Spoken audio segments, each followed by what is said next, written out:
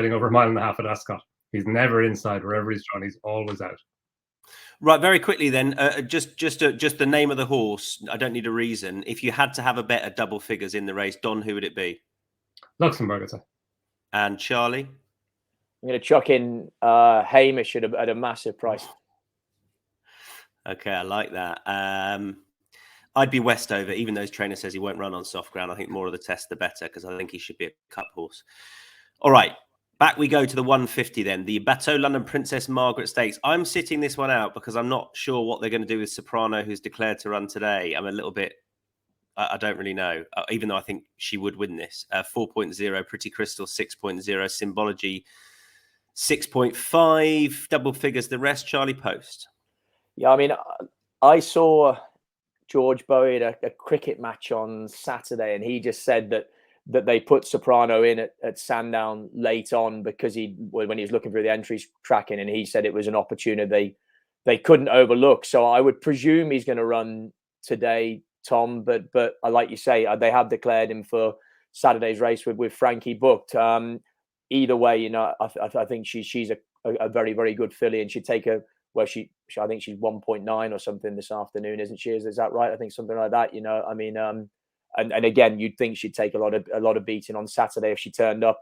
I came down with Symbology. I have a lot of respect for Richard Fahey's horse, Pretty Crystal, as well, and the Albany form has worked out great. But I just really like the way that this filly, she was stuck out on a wing at York, and it would have been very easy for her to get lost. And she seemed very professional in her way of racing, and then once she got on top, and it took her for a little while to get there, she was really strong at the finish, and I'd have thought this stiffer track will suit her ideally. And with the run under her belt, I just think that there's plenty of upside, and there's a lot more to come. Havana Grey, the sire, I think, she's only really had maybe even one runner on soft ground, which was a winner. So I don't see a reason that the ground should hold any fears for her. And Clive Cox is also going all right at the moment. So yeah, I just thought at a winning place price, she was hard to overlook, Symbology. In particular with their 2-year-olds, they are flying that yard. Don. Yeah, look, it's kind of strange in that Soprano was declared this morning, given that she's in today and Frankie Dettori booked. And if she runs, I think she's a big player in the race. Like the Albany Stakes could hold the key. I'd be a bit worried about Soprano on very soft ground. Like Matrika who finished second in the Albany. She came out and won the early stud stakes of Group 2 race next time. Persian Dreamer, who was fourth, came out and won the Duchess of Cambridge stakes next time. So it's a very strong race. And Soprano was a wee bit out in the centre. She had to do a lot of running on her own without any cover, but she did well to finish third. I think she'll finish in front of Pretty Crystal. You know, if Soprano is not there, I think Comat is interesting.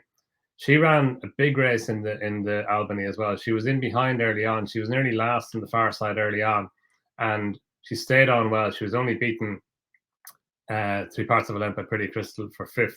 So I think there's every chance she'll reverse placing with Pretty Crystal, who came down the near side, given the fact as well that when she won her novice stakes on her racecourse debut at Redcar, that was on soft ground. So she does a form on soft ground as well. So look, Soprano will be my selection. If she runs, if she doesn't, then Comat will be next best. Soprano, who is over 7 today, and the only thing I'll add is that I thought last time she looked as though she wanted 7 possibly, but the stiff 6 at Ascot will be fine. And if she does run on Saturday, I think she'll be too good for them, but maybe she won't. We'll see. The Valiant Stakes is up next, 225 at Ascot. Random Harvest is in there at 5.5. Amena is in there at 6.0, having not been seen for 454 days. Cadu Bell is 7.5.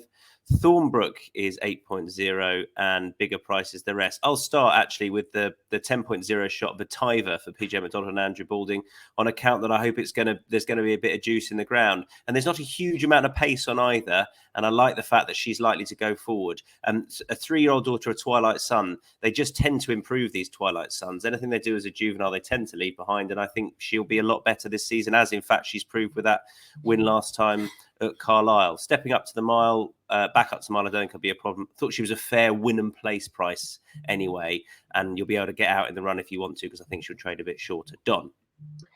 Yeah, I think it's interesting that Johnny Murtaugh's sending Cadu Bell over. He doesn't tend to do that very much unless he there's a reason for it.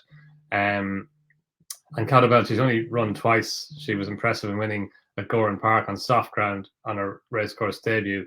And the Johnny Murtagh horses, they generally come on for their first runs of the season, and also for the first runs ever, obviously. And then she went to Navan last time and won a listed race. She was impressive winning that day. She came down the near side, and I know there probably was an advantage on the day to be on the near side, but she did, pretty much all her rivals came towards the near side as well, and she just kept on really well to beat Segamia, who came out next time and finished second to Zarinsky in a Group 3 race at Ferryhouse. So that form was working out pretty well. And Gillida as well, who was fourth, she came out and finished third behind Indian Wish in the Cairn Rouge Stakes at Killarney there last week. So the form was working out well. She was a big enough price that day, and we know that she handled soft ground.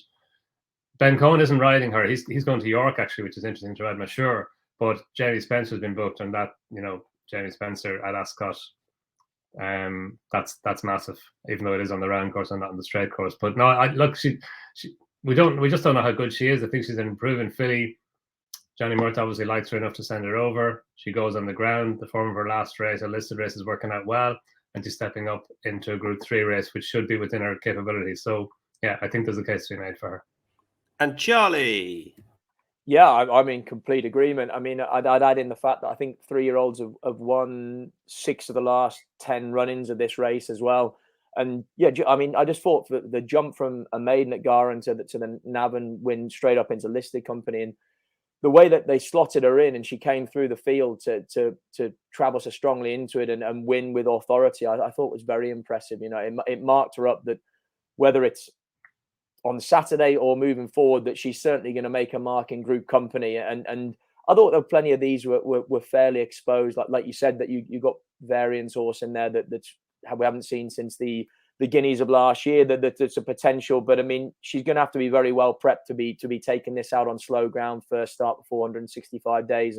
And I just thought Caddo Bell had loads of upside. And like I say, she's definitely a horse that you'd be wanting to have on side moving forward into the future, because she's got a serious amount of potential. And as Don said, Jamie Spencer chucked into the equation as well. There's no negative at Ascot.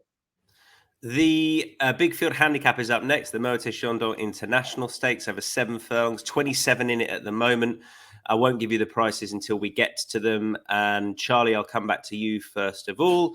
You're with Vaffatino, who is 13.0. Yeah, as in, crikey, I was struggled with this. I mean, like, it doesn't help when we're not getting the full field through till about 10:45. But I mean, I kind of went back and forward. I mean, I had a massive amount of respect for the ones at the top of the market. Biggles, I thought was very, very solid. Fresh, you can see as well, has form on slow ground. But again, I was trying to look for slow ground horses that have been running well up to now. And Vaffatino has got great crack form, slow ground, talented £5 claim are booked as well, for this, just to take an extra couple of pound off. Form ties in with Biggles and Northern Express, and is potentially a little bit better off with those two rivals in this race.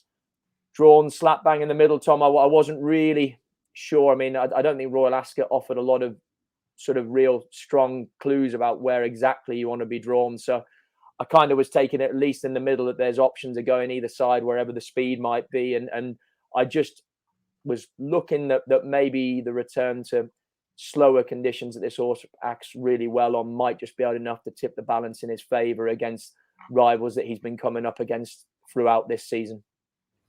Yeah, I sort of feel when it's testing ground, middle to far side is where you want to be, but I'm not going that way because there's not a huge amount of pace on, and what pace there is seems to be high to me. I completely agree with you that the Biggles and Fresh, unless they're the wrong side, should have it between them, to be honest. But 2 at big prices I want to play. The first one is Safe Voyage, who is very capable of placing off this sort of mark and may well get the run of things, although there might be a couple of pace angles there. But sometimes when there isn't pace on, it's easy enough to stay on the speed. 26.0 I thought was a little bit too big, ran well over course and distance when last seen, and was third in the group that day. So I feel like there's a chance on his favoured easy ground that there's a chance he can place anyway. And the one at a stupid price, 67.0 on the day with Team Match, but you might be able to get bigger than that.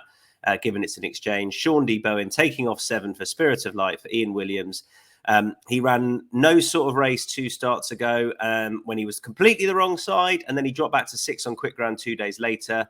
And that was never going to suit in the Wokingham because he wants more of a test than that. And it might just be he doesn't want rattling fast ground either, because his better form came earlier on the season with a bit of juice in the ground. I followed this horse a few times in Dubai. If he's the right side, is he sort of middle to high? Honestly, that's a crazy price. I'm sort of quite excited that he might be able to nick 4th or 3rd or whoever. Who knows? Safe Voyage, Spirit of Light for me. Dom.